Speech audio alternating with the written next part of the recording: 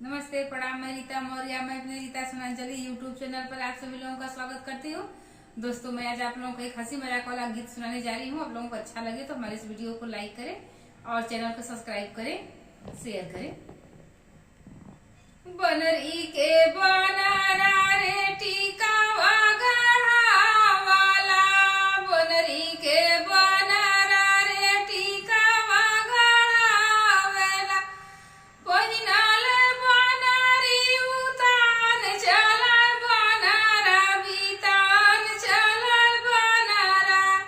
पहिनाले बनारी उतान चलल बनारा, बीतान चलल बनारा।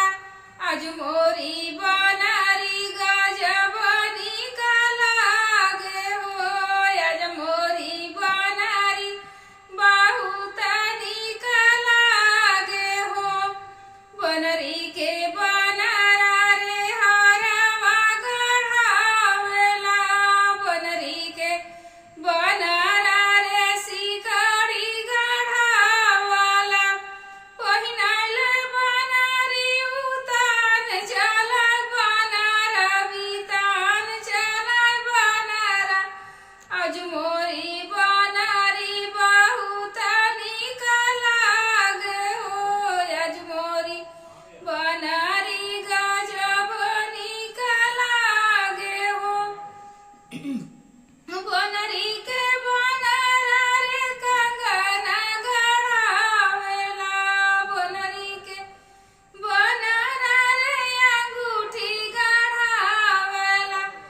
पहिनाल बनारी उतान चलल बनारा, बीतान चलल बनारा। आज मोरी बनारी बहुत निकल गयो, आज मोरी बनारी गजब निकल गयो। बनरी के बनारा रे लहंगा सियावेला, बनरी के बनारा रे चुनरी लियावेला। पहिनाल बनारी उतान चले बनारा, बीतान चले बनारा रे। आज मोरी बनारी बहुत निकल गे हो, आज मोरी बनारी गजब निकल गे हो। हमारा ये वीडियो आपको कैसा लगा हमें कमेंट में जरूर बताएं।